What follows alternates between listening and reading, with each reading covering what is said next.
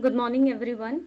I warmly welcome you all to today's insightful webinar organized by OPTOBHARAT. Myself, Sadaf Khan, and I'll be your moderator for today's session. On behalf of OPTOBHARAT, I sincerely thank each one of you for taking your time to join us. Your presence reflects your commitment to advancing knowledge in the field of optometry. OPTOBHARAT is dedicated to build the future of optometry together by connecting students, professionals, and experts through education, innovation, and collaboration. Today's topic is extremely relevant and inspiring. Simple way to read research paper and how AI can help. This session will guide us in understanding research paper more efficiently and explore how modern AI tool can simply learn research and academic growth. It's my privilege to introduce our esteemed speaker, Dr. Gopinath Madeswaran, M.Optom, Ph.D, FBDO, founder of Opto Research Consultancy Services and Opto Research Academy, Assistant Professor and Research Coordinator, Department of Optometry and Vision Science, College of Health Science, Gulf Medical University, Azam, UAE. Gold medalist, Elite School of Optometry and MEHE, UK Fellowship in Dispensing Optics, 16 plus research publication, best and rewarded as Best Optometry Educator 2023. Distinguished Alumni Award MEHE. Trained 150 plus researcher, trained 300 plus educator in scientific writing and publication. So we are truly honored to have you us with. Before we begin, a quick guidelines. Please keep your microphone muted during the session. You may drop your question in the chat box. We will have a Q&A session at the end. Please stay till the end to receive your e-certificate. Now, without further delay, I would like to call Dr. Gopinath Madeswaran sir to invite over the session. Sir, the stage is yours.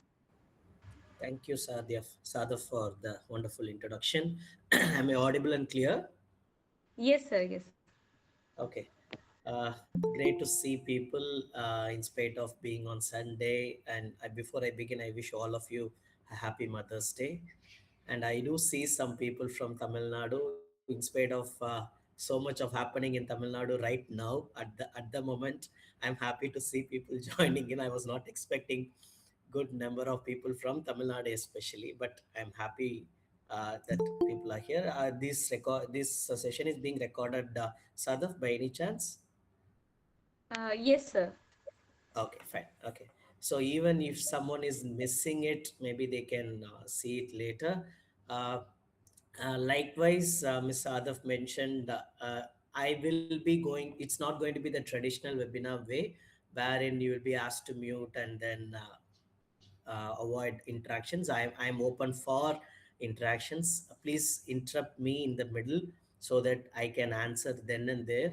Also, I will be asking some questions so that you are expected to answer in the chat box as well as unmute. So it's only a small crowd, like around 35, 40 of people. And being all of an optometrist, I understand we have people from different streams, like be it undergraduate student, postgraduate students. I do see some of my known people names being faculty, so uh, please feel free to interrupt me. Before I begin, I would like to run a quick poll. If you can go to your, I'm just going to share my screen. Just confirm if you can see my screen. Yep. So if you can go to slido.com and enter this number 2361 3399.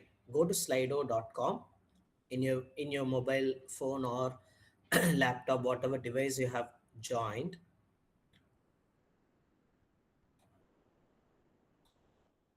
Go to slido.com, enter this number, and I'm going to run the questions. Like, it's only three simple questions. Just have to, I just want to understand the crowd so that we can go forward in terms of explanation. So this is my first question. If you can give your answer after going to slido.com, you just enter the number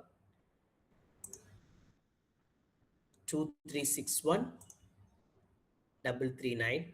Yeah, four of them have answered. Thank you. I'm going to release the answers. Like we'll see eventually. Yeah. Okay, great. We have 50-50 combination. Okay, clinical decision making being maximum. Nice. Okay.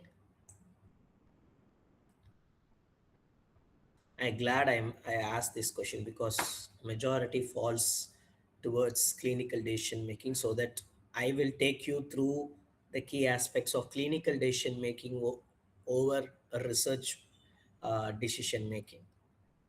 Okay, I'll give you maybe another 5 seconds to finish this.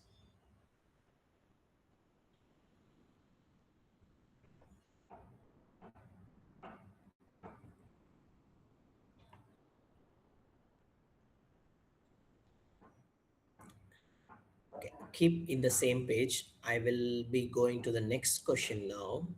Thank you all for participating. So majority is 70, and yeah, 30% is over research. I'm going to post the second question. So this is the second question: how much time does it take you to read a paper? So it's an open answer. You can type in, and it's, as you know, it's all anonymous. You can say whatever time you have taken so far. I'll i'll show the results as soon as we receive at least of 6 to like 10 to 15 responses. So far we have received 6 responses. 8, thank you. 10, yeah, great. Let's see how is the pattern. I'm excited to see the answers. Okay, thank you. Okay, let me open the answers. Okay, some of okay, let's see. 20 days, day 15, I believe 15 means minutes. 30 minutes, I don't read I didn't have not read the paper before. Nice, thank you. This is going to be helpful for you. More than a hour, okay, to 20 minutes, 30 minutes, 1 to 2 hours, 4 days, okay, that's a huge, okay. Length of the paper, it takes few hours, fine. New to find this field, hence never read before. Okay, thank you for being genuine as well. Great. So if I see mostly like it varies from 20-30 minutes till like even 4 days. So that's the maximum time we have got. The minimum time being 15 minutes. Okay. 15 minutes is a reasonably fair time. Okay. Let me go to the next question. This is the last poll before we jump into the actual session. So, what is the one important aspect you want to learn today? Again, it's an open text. You whatever you feel like you want to learn it. I will try to cover as much as possible, whatever possible during the given the time of like 1 hour, next 35 minutes of time. I have not started getting any responses. Okay, one person have responded. Thank you.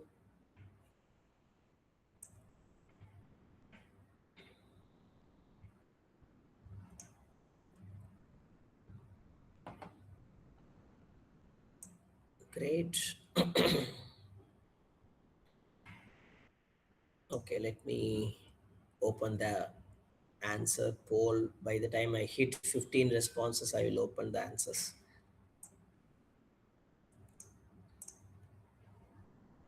9. Come on, one more. Okay, let me open. Okay, author's methodology. What are the important areas to look into paper? How to create topics for research. Okay, communication skill. Okay, Write research paper. Okay, easy to understand research paper. So I, this is what the entire session is going to be. How to start reading, yes, we are going to see that. Okay, done. Okay, let me, okay, result interpretation, we will try to cover all those things whatever possible. Okay, let me stop the poll and come back to my window. So how we will be taking today's session, I will just have maybe 10-15 minutes of slides sharing. I'll try to explain the difference between clinical decision making research article versus research oriented papers. What is the key difference in terms of reading? I'm not going to tell in terms of research methods or whatever.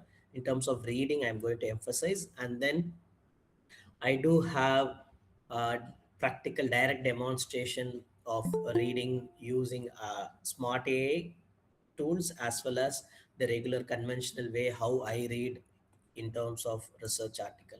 So let me reshare my screen. I'm going to share the entire screen. Okay. Okay. So before I begin, I would like to thank OptoBharat for this good opportunity. And I think when they approached me, what they want to know from the participant perspective, I got to know as a clarity, and then okay, let's do it. And this has happening like last for the last 2 months. So we know the number of papers getting research like published every year, especially in optometry and vision science, is multiplied by various folds. The reason being we have so many number of new journals upcoming, and then we have something called open access publishing, so that the number of papers getting published, the time taken for a publication to come out also has drastically reduced. Why I mean this, like what I mean by this, some time ago, like maybe 10 years back, one paper getting published takes minimum of 6 months of time, because from the time you submit, and then the reviewer finds an the editor finds a reviewer, and then it goes for a peer review, comes back to you, and then you do the make changes, finally the paper gets published. But this is not the way right now, because everything is like double time speed now. In the sense, you submit till you get published, it takes hardly 1 month in some of the peer like open access journals. So how are we going to efficiently extract what actually matters to us is very, very important. You can be from the field of myopia, because the world is talking about myopia or low vision, which is my core specialty, what I practice every day. Or it can be something related to retinal diseases. It can be something that is related to corneal diseases, or very simple refractive error. So whatever it is, so it's your decision, or you have to decide what you want to read, and then how to extract the key details from all the data which we have in the world of research. Before even that, we should know what is the key differences between clinical research versus the actual research reading. What I mean by actual research, so some of you might be doing your masters or in your final year bachelor's, and you'll be asked, okay, come with a research question. Your faculty might tell, okay, go and read research articles, come up with research questions, and then we will discuss further. So that's the usual way most of the universities and institutions go with a research article, and then going for further research.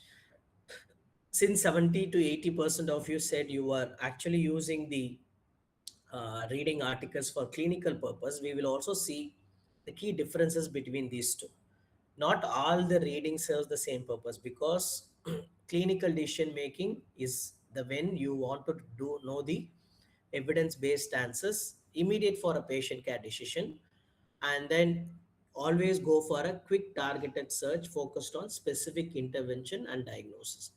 For example, if you want to go for a clinical reading, go for something like randomized control trials or systematic reviews, or go for a good review paper, so that you can decide the treatment as per the evidence based. There is an also called as research reading, mainly for understanding what has happened before and what needs to be done as an advancements to improve the knowledge of research. And it needs to be comprehensive, critical, and you are supposed to examine the methodology and the limitations and the implications of the paper. So these are the two key things you should remember before you read a paper.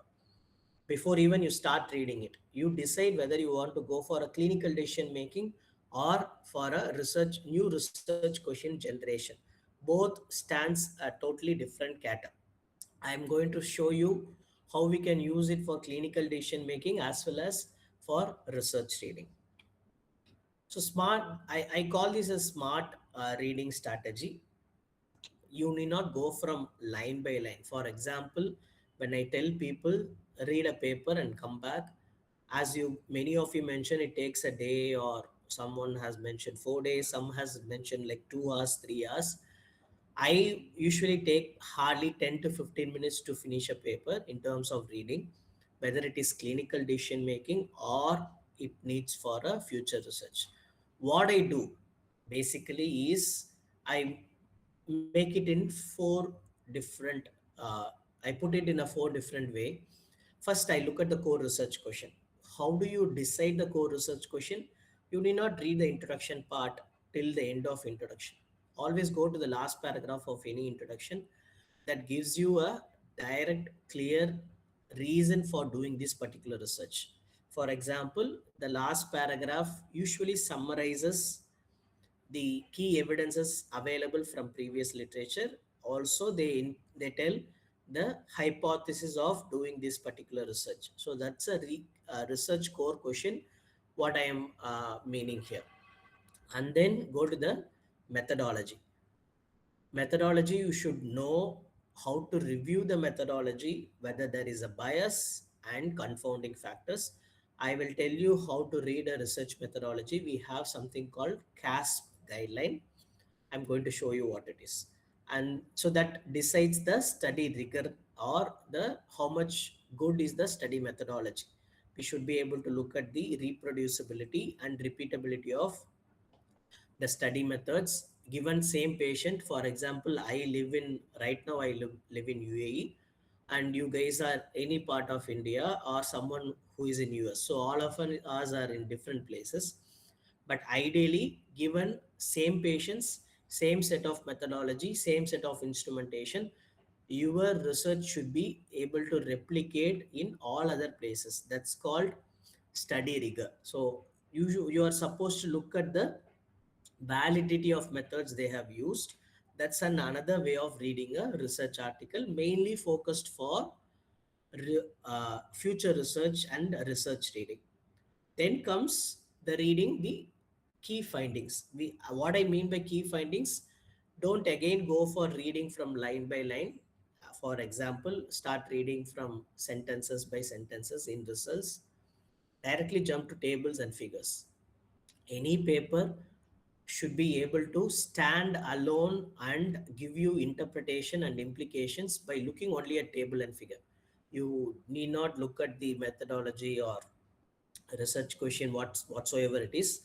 Directly looking at the tables and figures actually should be able to give you a clear, proper answer. Then comes the limitation section and the discussion. So discussion is something, I feel it is the heart of the paper, where you compare with the previous papers and then tell how your work is comparable to others. Second option you do is why your work is different from others. That's called comparing and contrasting from the previous literature. You are also supposed to bring out new research and clinical questions in discussion. Also mention the limitations. So if you are able to see proper limitations are listed and future scope is provided, that indicates the paper is taken for further research reading.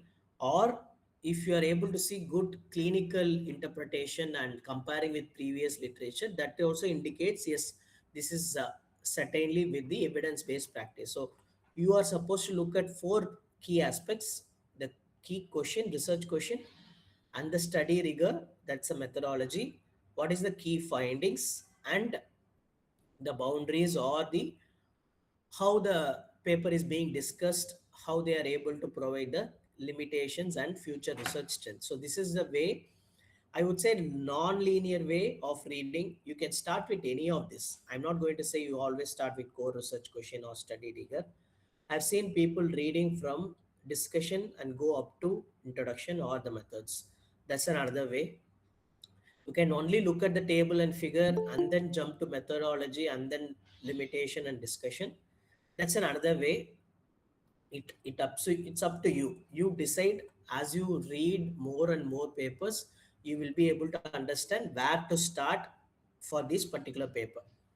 But this is my approach. I go to the last paragraph of results, and then I look at the methods specifically to the reproducibility and validity of the results, I mean methods, and then go to the tables and figures, try to interpret the values, and then last is the limitation section. So this is how I read, so that it makes my time reduce almost 50 to 60% of the 50 to 60% of time.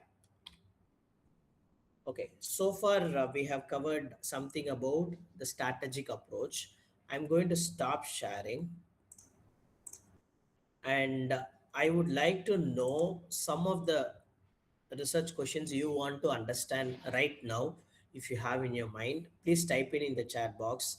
We will go to PubMed and extract couple of papers and show you how we can read the paper. I'll give you a minute or so, one or two questions, research question. If you want to understand from your research paper, maybe we can take that, use these as an opportunity so that we have an hands-on for your research interest, and then we'll search in PubMed. I'll give you a minute.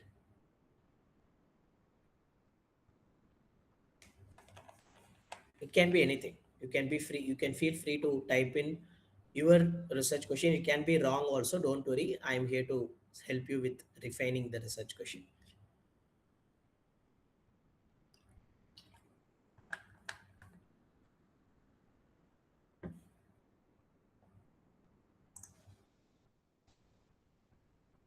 Okay. I'm meant to get. I'll give another 30 seconds. If I can get any questions, it will be great. Otherwise, I'll be biased, biased in the sense I will go with my own choice. I don't want to be biased. Okay. Yeah. Thank you for giving some questions.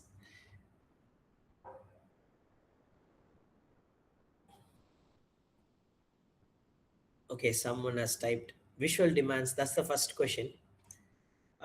We'll choose that. If time permits, we'll go to the next two as well. Visual demands and ocular symptoms among regular and occasional game players. So here the game player means the people who are using the visual, like all the AR and VR related, I believe. So I'm going to copy this. Let me share my screen again. Why I'm doing these exercise, because I do see people from different stages of research. Some of you may not know how to do a research search itself. So this is the research question he has given, Mr. Guna. And then key questions here, like keywords we have to find always. The one keyword is visual demands. I'm just going to search visual. So before I start, let's form the research key questions. Let me give me a second. I'll just open up our document. So this was the uh, question. So we need to extract something called keywords. So what I'm doing is extracting keywords. Here the keywords are visual demands. We will stick to ocular symptoms, game players. Okay, let's stick to only these three keywords. What I'm going to do is I'm going to search these keywords in PubMed. Let me go back here. So this is the place called PubMed. As you all know, PubMed is a tool, a database where you will be able to find so many research articles with respect to medicine and biomedical, okay, biotechnology. As you get into PubMed, go to advanced search, and over here you have to type in all the search terms we have found now. Always go for all fields. As a beginner, don't go for other things. I'm going to go for all fields and then search the keyword. So first keyword we searched was the visual demand. I'm going to copy this, paste it here, say show index. There is an option of show index. You can choose it or not to choose it. I'm going to say add with and. We have three boolean characters. If you're new to this, and indicates if you want to include two different keywords together, use the and. If you want to exclude include same keywords with similar synonyms, you use are. If you do not want to use this and then that, then use and. Let's for now let's go with and. I'm going to add with and then the second keyword is ocular symptoms. I'm going to add with and. As I add, you can see query box is getting filled. And game players. Let me share. Okay, game players. Once this is done, you have to go for search. Okay, so if I go and give search, there are only two papers is being pulled out. One is blink rate regulation, tear volume, ocular symptoms in expert and naive video games. 2026 published in clinical and experimental optometry. Very new. That means only published last month. So I believe this is a very new paper. I don't think we will be have able to get full access. Let's see. If it is an open access paper, we should be able to get. Otherwise, we may not be able to. Okay, let me see. Okay, this is not a open access paper, unfortunately. That means we will not be able to access the full text of the article. But there is another paper which is this. We show. So why there are only two papers being pulled out? There should be some reasons. We'll go to advanced and go here and click on query. Look at the way the PubMed has searched. It has searched all the possible words. Visual, it has picked up visualizations again. So this is not actual word we want to search. So I'm going to do is I'm going to go up and do a research. I'm going to add ocular symptoms and game players. Let's stick to only game players and see if you are able to get at least decent paper. So yeah, so now we are able to get some good papers, but again it is getting to football player, which is not necessary. So we need one more aspect to be added, and digital. I'm just going to add a word digital. I am not sure whether it is correct or not. I'm just going to search for digital. Okay, so there is another paper called differences in eye movements characteristics between expert and non-expert e-sport players. So let's go to this paper. This is something interesting. E-sport is electronic based. The same words are being used, like expert is someone who is been using it, non-expert is novice. It is being picking only the eye movement characteristics, and it's a meta-analysis published in scientific report. You are supposed to look at all these things before start reading the paper also, and it is a full text article which is freely available. I'm just going to go to this paper.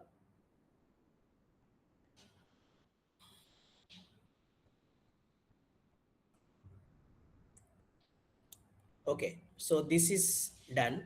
Let's download this as a full text.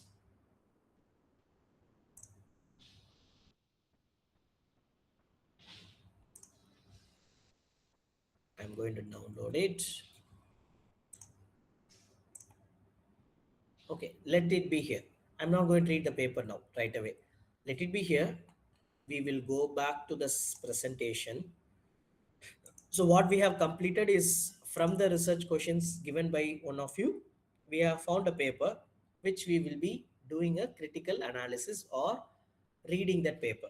Next step, what I'm going to do is I'm going to introduce something called CASP guidelines. CASP is Critical Appraisal of Skill Program, which is a UK based, very well validated program or a tool which we can use it for critically appraising any article. So it is available for randomized control trials, systematic reviews, cohort studies, qualitative research, and many more. What actually it has, the key questions it has are, is the research question clearly defined? You will be able to answer by using the CASP guidelines. Was the study design appropriate? Are the conclusion justified by data? Are the results statistically significant? So all these things are actually used in CASP guideline questions. I'm going to reshare my, I'll show you what it is. So once you go to CASP, this was you type in CASP in Google, you will be ending up in this web page. So I'm going to focus only for those who wants to know about clinical decision making. So if you are a person who is into clinical decision making, reading the article, this is something you are supposed to learn and keep in yourself updated. So we have something called CASP checklist. Click there. If you go down, you will have checklist for all the papers. So one first being this. So I'm just going to click observational studies, systematic review, and meta-analysis. If I do here, click on the PDF, you will end up in this page. Come down. So as soon as you take a paper, these the basic study design valid for a systematic review. So that this is the stage of doing critical appraisal or reading the article. So directly they are going to something. Is the study design valid for systematic review? What are the questions you are supposed to ask? Did the systematic review addresses a clearly formulated research question? How can you find this? They're also giving you advices like you have to look at the population, exposure, comparison, and things. So I am going to go back to the paper. Let's go to this paper and come down. So where you can find these things, where you can find these details, population, exposure, and things, you can find it in the methodology. But before that, you have to look at the research question. Where do you find the research question? If you remember, usually it is present in the either in the last paragraph or last before paragraph of the paper. So I am not going to read the entire paper. Only thing we read was the title, where it got published. That's all. So directly jump to the last. So this is the methods. Last two paragraphs of the introduction should be able to give you the key research question or hypothesis. So here it is giving the study aims to employ systematic review and meta-analysis method to integrate the existing research findings and analyze the potential differences in eye movement characteristics between expert and non-expert player. Specifically, they want to look at the fixation duration, number of fixation, and area of interest analysis. So the research question is very clear. So what you are supposed to do is go here and then say, okay, this is tick, done. The research question is clearly given. Next, you are supposed to look at the population. We call it as PECOT or PICOT. Both are okay. Since it is an observational study, that means you do as a cross-sectional study at only once. You take a patient and then take the data and send them off. That's called observational study. Or we also have the interventional study, which is called as like RCT. So when if it is an interventional study, it is called as PCOT, PACOT.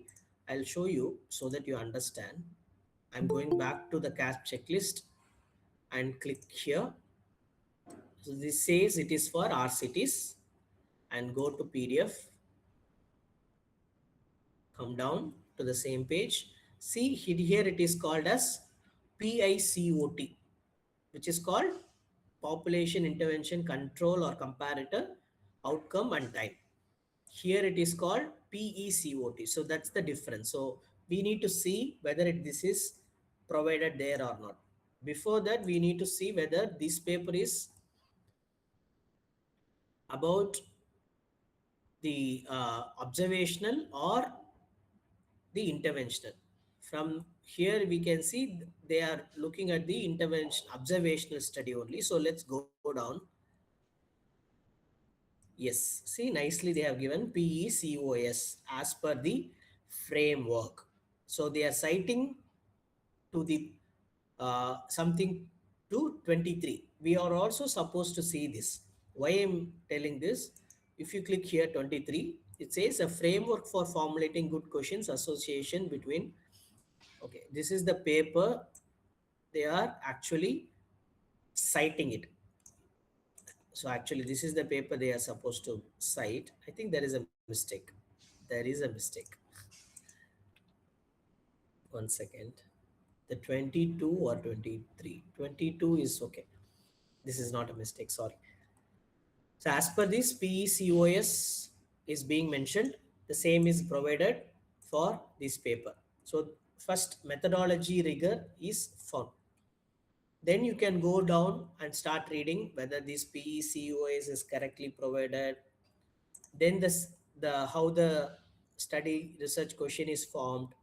They keep going with different sections like if the systematic review methodologically sound, where all the relevant primary. So we don't have time as a clinician to do all these things, right? So that's why I'm going to show you how the AI can actually support in terms of doing this. So what you are supposed to do, what I'm going to do is, we know this is the paper we are going to do as a critical appraisal. We have the CAS guidelines for critical appraisal. I'm going to download these as well. Okay, downloads. I, okay, so both the article and the checklist are present here. So now the role of AI comes. So what I'm going to do is, you can use either Notebook LM or Google Gemini AI. Both of them does wonderful job with respect to research and literature review. I mean, looking at the critical appraisal of any paper. So you have options like Notebook LM. You can create Notebook LM and then go to create a Notebook LM. It is creating. Usually it can take in various forms of attachments. You can go to add sources. You can see it can upload files, websites, and also you can type in things. You have options like for fast research and deep research. Let's go to deep research and then pull the two papers. This is one, that's the CASP guidelines. Add another source and pull the article. So now that we have the article as well as the CASP checklist, both are here. Let it load. Let it load 1 second. I'm going to do the same thing. So it is being loaded here. We have two resources present here. As soon as you add, it is giving some details about the paper.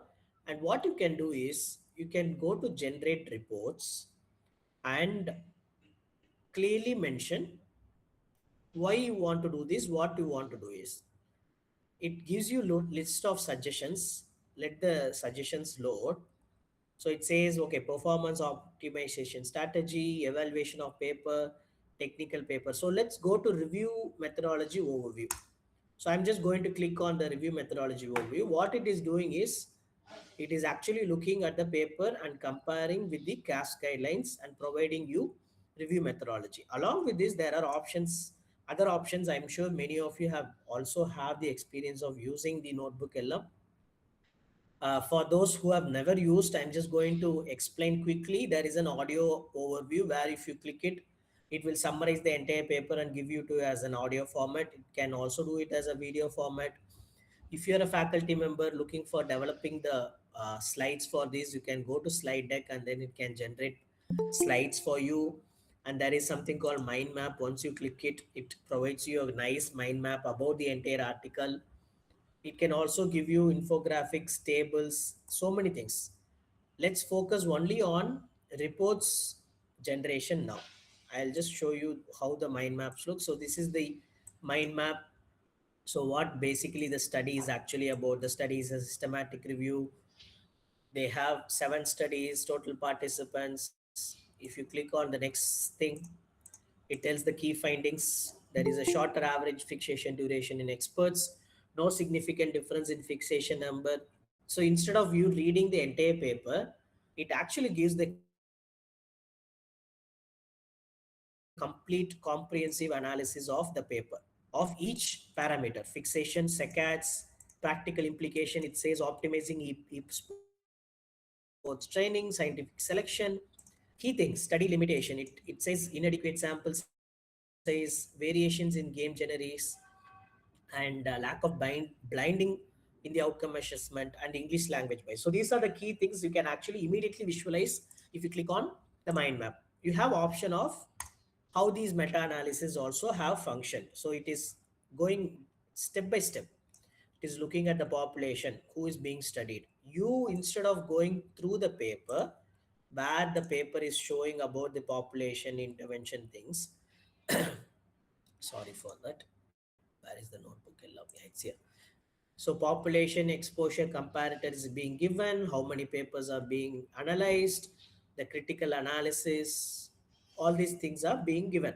So you can also give you prompt for doing this. You can also create your own.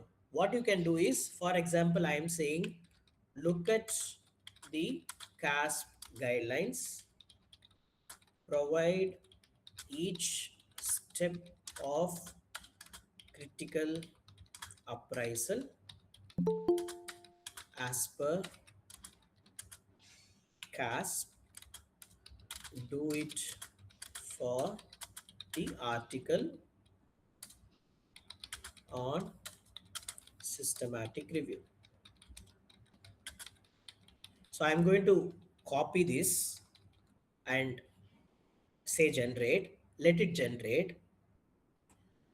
Let's go to Google Gemini AI as well. I'm going to go to Google Gemini. Let's do the same thing. I'm going to pull the papers, 2 articles, the CASP and the article per se. So as soon as it is being uploaded, you need not give any comment. I'm just going to say submit.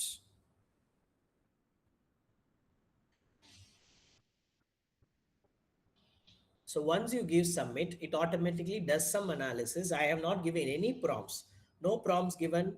Let's see how Gemini can work. So the Gemini is saying it automatically started looking at the CASP guidelines and giving you the details of the paper.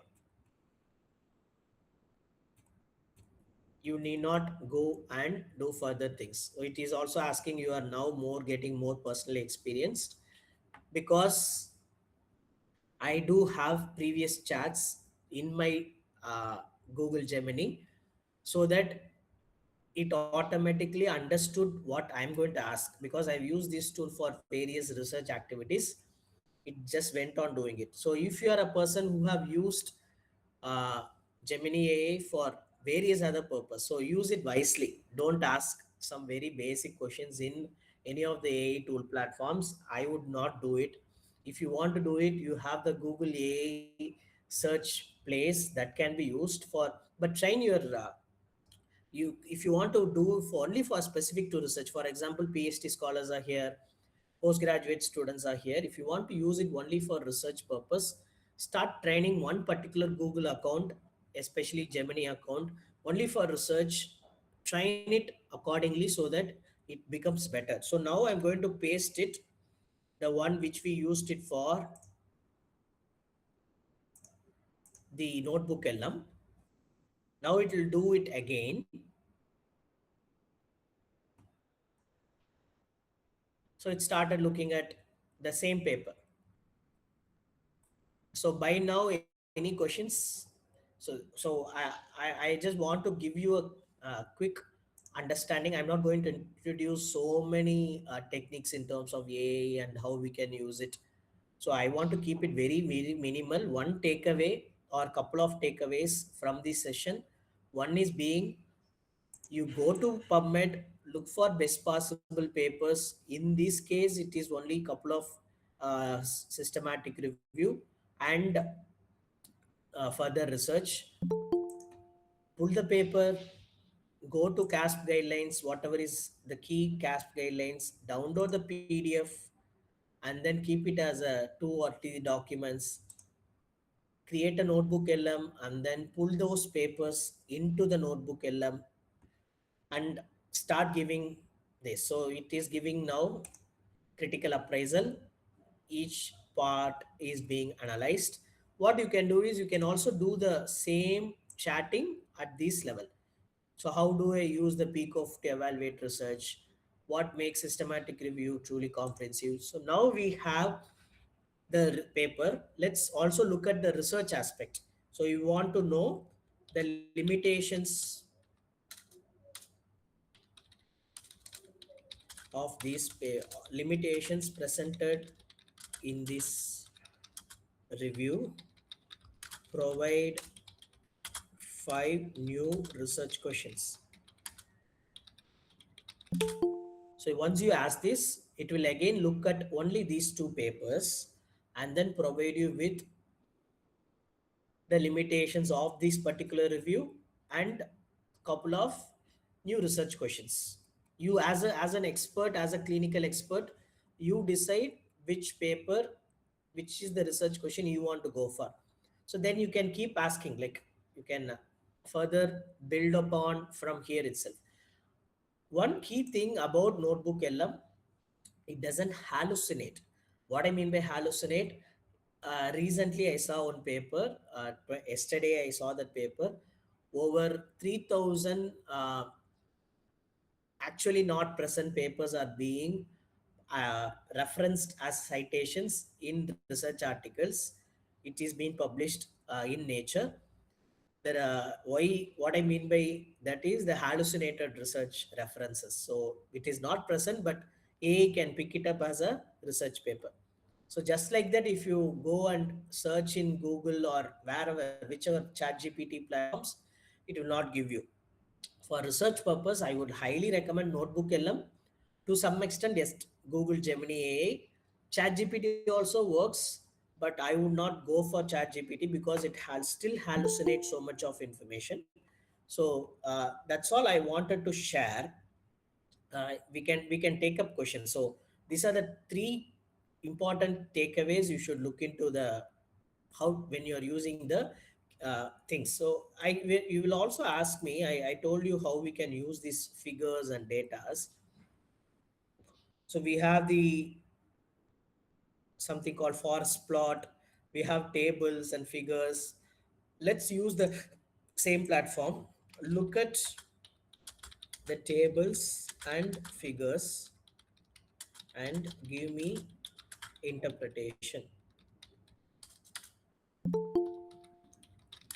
So I'm going to copy this and go here, put the same thing.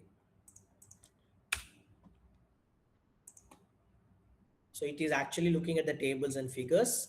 So first figure is Prisma flowchart. What is the first figure here? So this is the figure 1, which shows you the Prisma flowchart. It says this many papers are being recorded and things. Then the primary meta-analysis, that is figure 2 and 3. Figure 2 is the primary meta-analysis. But as a individual who doesn't have any expertise in reading an article, you will not, it is all going to be Greek and Latin for you. So this is when reading with the AI is going to be very helpful. It says this forest plot shows trend of center line. It means experts e-plays have significantly shorter average fixation duration than the non-experts. So that means there is a line towards the left side of the line, there is a diamond which is present. It is favoring the expert mainly looking at the average fixation duration. So once you read these sentence and come back to the figure and try to understand, it is going to be much easier. Same way, the table one says the summary of all the 165 participants, and the table 2 shows the quality assessment, table 3 shows this. So you can also ask simplify all the tables and figures for novice researcher reading systematic review. So once you give these, I'm going to copy again this one and go back to here. So Google Gemini AI is also interpreting same way, but it is giving much more better format, I believe.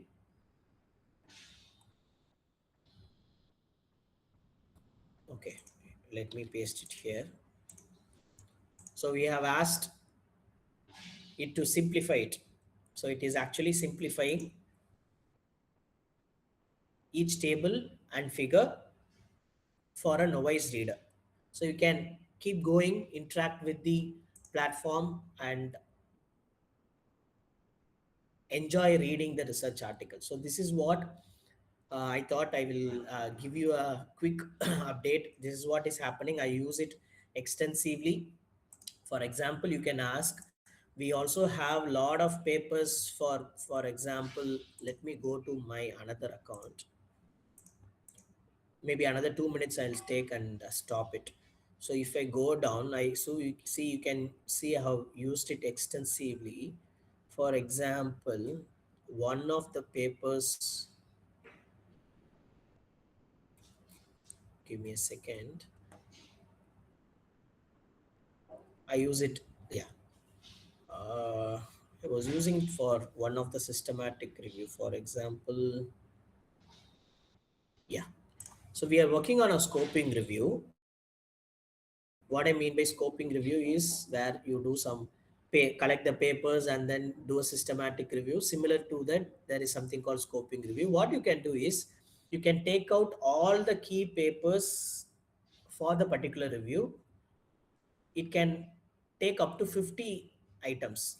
Google Notebook LM can handle 50 items, and I have also put the Prisma table and things and started working on the paper. So in fact, we finished 50% of the paper by using this technique in Notebook LM. So this is the another way you can also use the tools for writing review papers, right, refining your research proposals as well. Okay, I think that's all from me. I'm open for questions.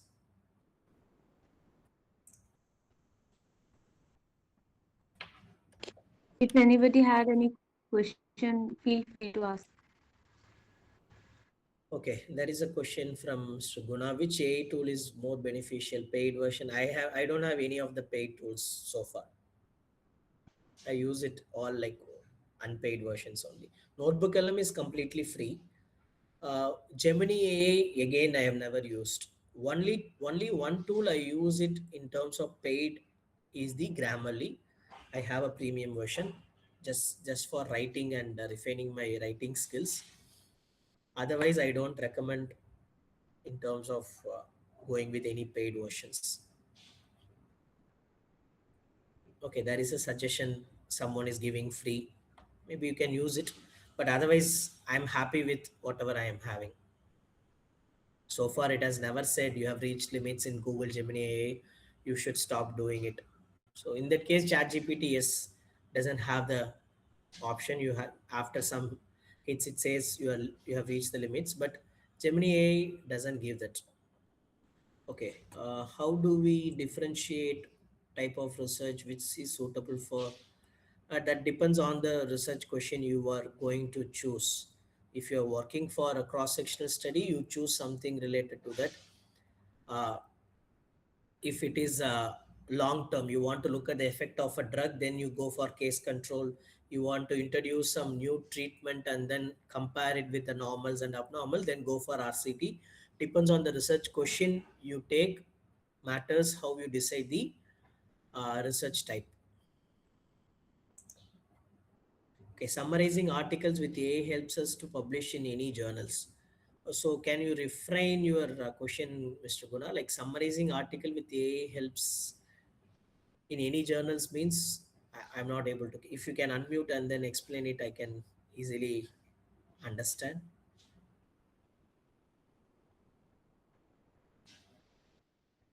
Okay, before that, I said, so by the time, yeah, yeah, Guna, yes. yes, sir. If you're using any AIs for summarizing any article and then we are copy pasting it or paraphrasing it and pasting in our journal, in our article, will it be acceptable in any journals? See, any journal, the accepted level of AI is only up to 10%. That's all. Whether it is AI or plagiarism, up to 10% is accepted.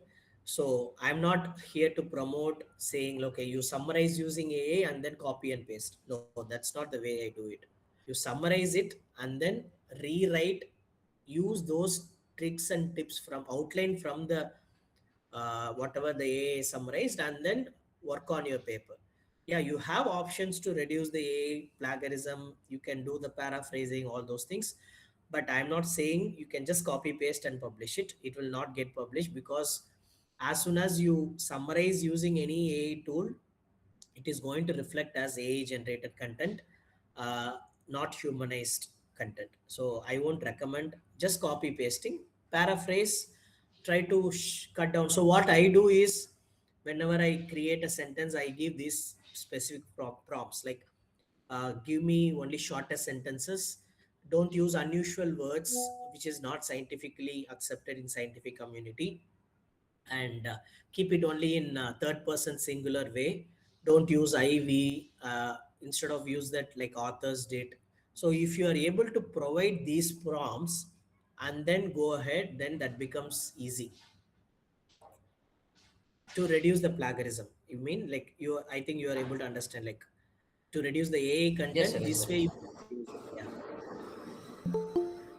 Okay, sir. Okay, Thank there you. is a Thank you. question like how to prepare introduction and make discussion. uh, you are asking about writing manuscript, Miss Madhu?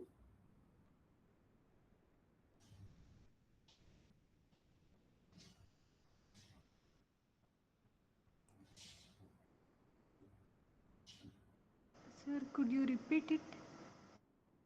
No, that is a question. Like you have asked a question, no? How to prepare introduction and make discussion. What it is like? Is it about writing article or reading an article? Sir, writing an article. Sir, Okay. research. So this is more focused on reading. Okay, I will give you a quick update. Writing, when it comes, I always write the introduction at the end, keep it at the end. Start with methods, complete the methods, put the result section, tables and figures, and then write your discussion part and then go to the introduction. That's how I always do it. And if you want to do some specific session, so I will be doing something on how to use the AI tools to write a manuscript, maybe through my consultancy and Opto Research Academy.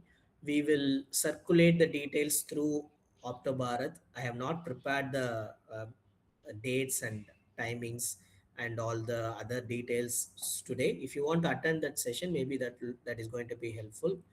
Uh, Maybe another one more question I will take and then stop. Okay, third year research, how to select topic that you have to discuss with your faculty member. To be frank, questionnaire development, questionnaire development itself is a PhD level work. uh, so it is a process where you develop a question and then do a content validation, and then you look at the Cronbach alpha, something called the reliability of the questionnaire, and then you start working on a research. So randomly going for a research questionnaire, like you develop something and then collect data and then try to publish, no, it will not happen. So always go for a proper methodology of developing a question. Yeah. Okay, for reading research abstract, it is easy way to understand, or we need, okay. Uh, I do read the abstract. So what I do is I look at the title, go directly to the abstract, look at couple of things from the abstract. If it is interesting to me, I I will go through the full paper. Otherwise, I will skip that paper, maybe take another paper. Validation, yes, as I mentioned, that's the process. You have to do content validation, and you have to like find experts, panel discussion. It's a process itself. It takes time. That itself is like 3 4 hours of lecture validating a questionnaire. Okay, given the time, I think I made some justice in terms of using the AI. Over to you, Sadaf. I'm happy, and we had a good crowd with interactive crowd. Thank you. Thank you so much, sir, for the informative and wonderful session. On behalf of OPTOBHARAT, I would like to express our heartfelt gratitude to Dr. Gopinath, sir, for sharing such invaluable knowledge with us. Also, thank to all the participants for your active participation. We hope this session has added value to your journey. Please don't forget to fill your feedback form and stay connected with us for more such educational event. Have a great day ahead. Thank you and goodbye. Thank you. Thank you again for the opportunity. Bye bye.